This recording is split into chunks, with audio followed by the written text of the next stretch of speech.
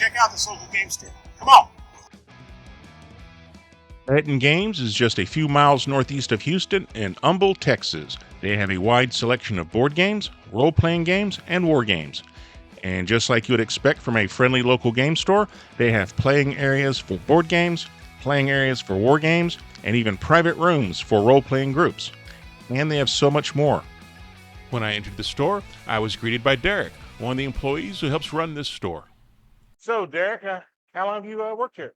About a year and a half, roughly. All right. So, what are some of the unique things that the store has to offer? So several things I actually really like. So I'm a miniature painter at heart. Our wide paint selection, our different hobby supplies are some of my favorite things. We also have a really awesome dice section if you haven't seen it yet. All kinds of different unique dice, metals, handcrafted resins. We even got the ones that have like the floating beholder eyes in them. What's the biggest die you have here? Number or size wise? Size. Size wise have to be the Munchkin dice. Those things are like folders. All right, I'll have to check that out. So I know y'all have tournaments here. How's that work? So we have a lot of card game tournaments, Magic the Gathering. We do Pokemon. We also have Lorcana going on, as you know. We also have 40K tournaments for Warhammer 40,000, and we also have what's called the Gridiron GM, which is Gridiron D? Yep. All right, tell me about that. So it's a D&D tournament where the DMs are given a specific scenario before they're like I want to say I believe it's an hour before the event starts, and they have to craft their scenario directly from that. So it's got a whole list of secret ingredients that they don't know until the day of. Kind of like Iron Chef? Yeah, exactly. How often y'all do that? That would be a great question for Ken. All right, I will ask Ken. Because I know it's currently ongoing. I believe we're entering into the finals soon. All right. Thanks again, Derek. Absolutely. During my visit to Ettin Games, I got to speak with the general manager, Ken Fairbank. Morning, Lane. Welcome to Games. Thanks, Ken. Thanks for having me. Great store you got here. Thank you. So, tell me a little bit about this store. Where to begin? We started 10 years ago, back in 2014, and we host pretty much everything tabletop.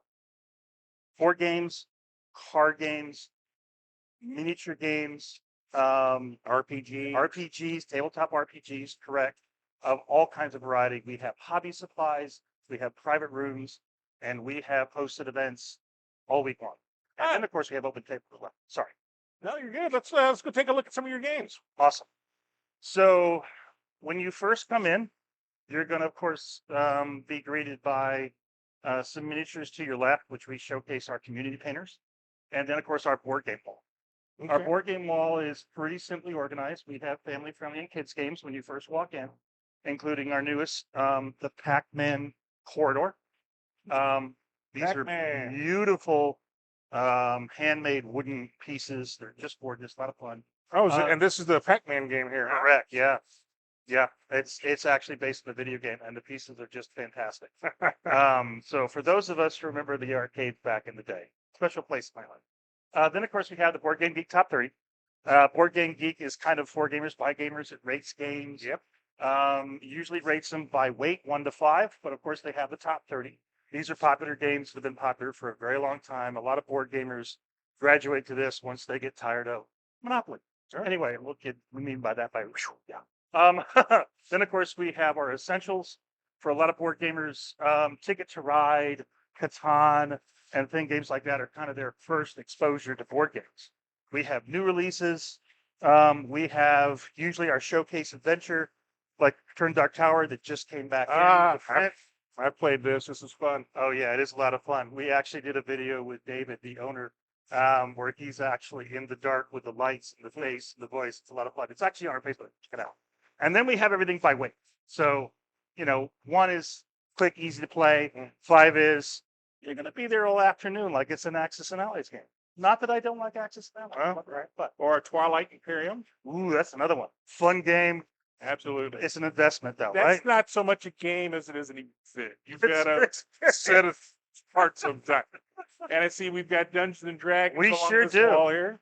Now, we have, of course, the current 5th edition, which I'm very fond of, which is sort of evolving into a new edition by the end of the year. We have third-party products. These are fantastic. So these are 3D maps that pack like, they basically pack like little Russian dolls right back into the box. And they're a lot easier to transport and move around than, say, some of your larger stuff like Dwarven Forge. which like takes tackle boxes, right? You're right. Work for it's great stuff, but it's A lot. Yeah, it's a lot. It's a lot to move around. We have the Dungeons and Sewers and Starship Adventures. Behind you, we actually have our vintage and out of print wall. We have a lot of collectibles. Oh, Um, hey, I used to have a lot of these. Ruins of Under Mountain. oh yeah, first edition, second edition, and even before that. Let's take me back. So Derek at the front was telling me about the Gridiron DM, and he told me to ask you about that. Can you tell us a little bit more about that? I'm so glad you asked. The Gridiron DM was kind of based on the Iron Chef back in the day. We changed it to Gridiron because we thought that sounded a little more competitive. It started several years ago. We took a little hiatus for 2020, and we just started it back up this year. So if you can imagine a group of DMs coming in, getting a secret list of ingredients, and then having, say, maybe an hour to an hour and a half to throw together a recipe, in this case, a scenario, and then they sit down and run it for 4 players. And then the players have a scorecard and they grade the DMs. It's a lot of fun. We are pushing on to the final round for our grand prize winner. We actually did it this year with Dragon's Lair Houston, and the third location for the finals is going to be our friends over on the other side of town at Ettin Games. That will be September 7th at 7 p.m. So if you're watching this, go to their website, and we could definitely use more players because it's the players that make it happen. For each DM, we need 4 players. So hopefully we'll see there. Gridiron DM. That's pretty cool. It's a lot of fun. Everybody who's done it has come out of it with smiles and laughs, and some of the secret ingredients make it worthwhile. So last time, I believe it was a wand of bird calling. A wand of bird So calling. we heard players warbling and whistling. It was a lot of fun. So Ken, can you show me your game playing area? Absolutely, we've got a couple. Back here we have board game tables. Sometimes you couple with card game tables, depending on the size of the event. We've had Pokemon tournaments of up to 50. We've had 40K tournaments of up to 30, which takes a lot of table space. Of course, we have board game tables. Everything from 40K to Warhammer Old World to BattleTech to Kill Team, you name it. Okay. We also have underneath, you can see extra tables that we have pulled them out, and terrains. Yes. All right, let's check some of this out. So if you can imagine, some of this terrain is everything from ground terrain to different structures, and it all gets set up. Usually we have mats, they'll go out. Sometimes we have games like BattleTech, which is already hex gridded out, which case you really don't need a measuring tape. But if you're playing BattleTech Alpha Flight or a lot of your traditional 40K The Alpha games, Strike? Yes. Alpha yes, Strike, yes. excuse me, I said Alpha, yeah. Alpha Flight. Alpha- Comic book. That was Anyway, Canadian that's a superheroes. Canadian Alpha Flight, yeah. Alpha Strike or traditional 40K, you have to have a measuring tape. Right. And right. so depends on what you're playing. So- So now I really dated myself with a Canadian comic. Okay, good anyway. That's okay. I dated myself because I knew what you were talking about. So over here, we've got 2 gentlemen playing a game. Absolutely. What are you guys playing today? 40K. All right, and y'all setting up still, Yeah, huh? we're still setting up. All right, so who's who? I'm playing Imperial Knights. I use free blades because I like having individual knights instead of just one house. Okay. What about you? I'm playing Thousand Suns because Magnus did nothing wrong. And then I just like magic, so I was like, cool army. All right, gentlemen. So how often y'all come to the store to play? I try to come like once a week. How long y'all been coming up here? For me, I try once a week, but my brother started working, so I've been sticking to that once a week. But I've been coming here for about maybe 2 months, 3 months. All right, gentlemen. Good luck. All right, thank you. Appreciate you. Of course, we have a tournament going up front. We have other RPGs other than D&D. Of course, we have everything from Pathfinder to Dungeon Crawl Classics to Traveler. Those fun games back in the day where you could die during character generation. Then, of course, we have lots of different minis, 2-dimensional, 3D, painted, unpainted. We also have different war games. Down this aisle here, 40K is not our only one. We have Blood Red Skies, Blood and Plunder. We have skirmish games like Star Wars Legion and Shatterpoint. Of course, we have Hex Tech, more terrain for our BattleTech folks, Alpha Strike. We also have, of course, Warhammer Old World, Horus Heresy, Age of Sigmar, Underworld. Oh my gosh, we got so much stuff.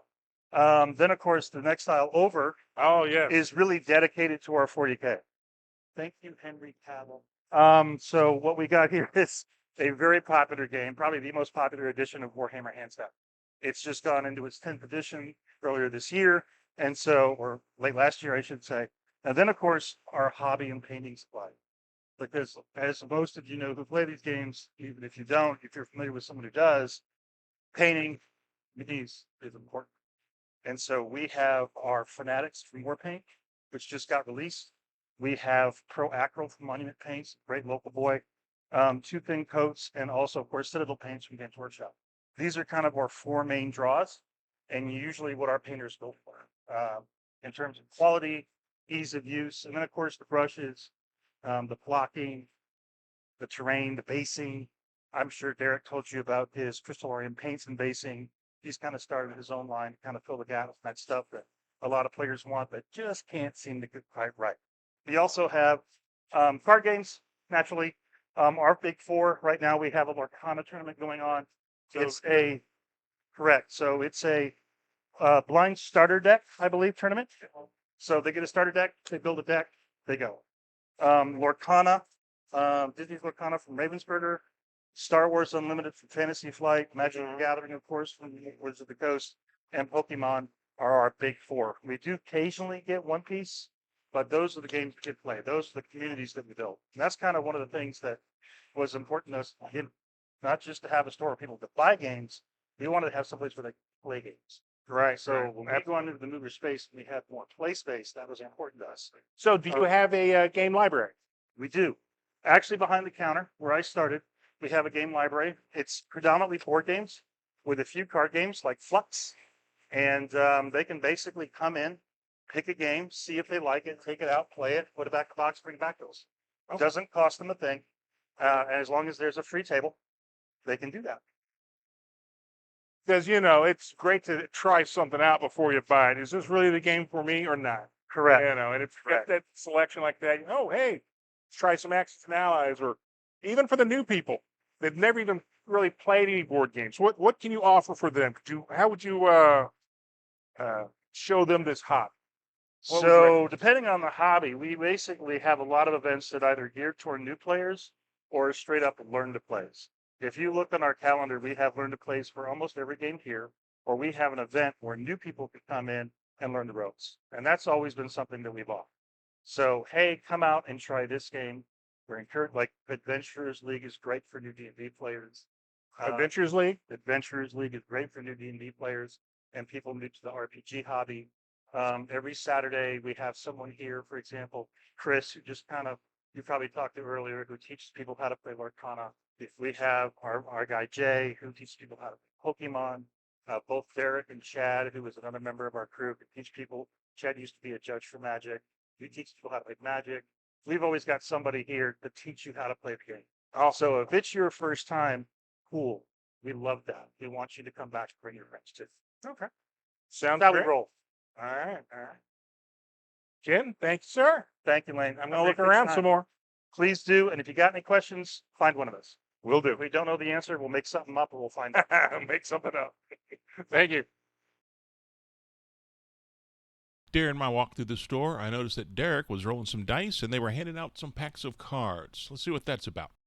So, Derek, what do you have going on this morning? I saw that y'all were rolling some dice and handing out some packs. What was that about? So we just had Lorcana Shimmering Skies released yesterday. Every weekend after a release, we do what's called a starter deck tournament.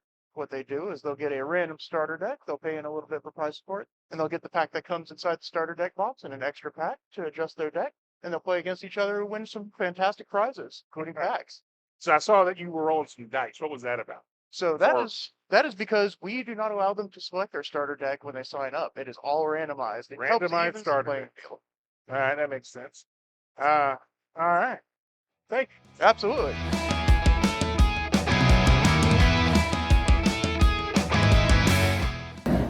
So, what are y'all playing here?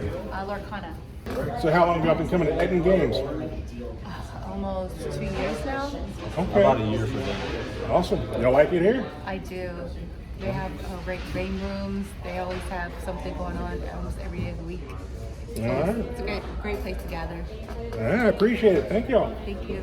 All right, Ken. Appreciate the hospitality at your game store here. Like it a lot. So if you want to support the convention, you can go to thepelicon.com. And you want to support the store as well, you can use their discount code for Ettin Games. It's going to be right here at the bottom of the screen. And hope to see you there. Thanks, Ken. Thank you, Wayne. Take care.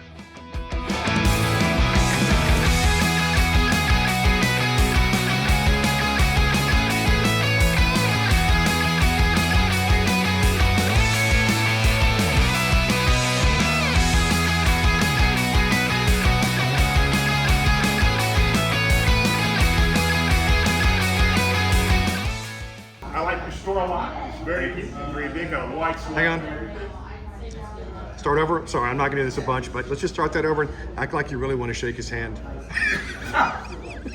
He wasn't ready. That's good. I wasn't ready. I know. He wasn't ready. I know. But it's funnier when I say it like that. Okay.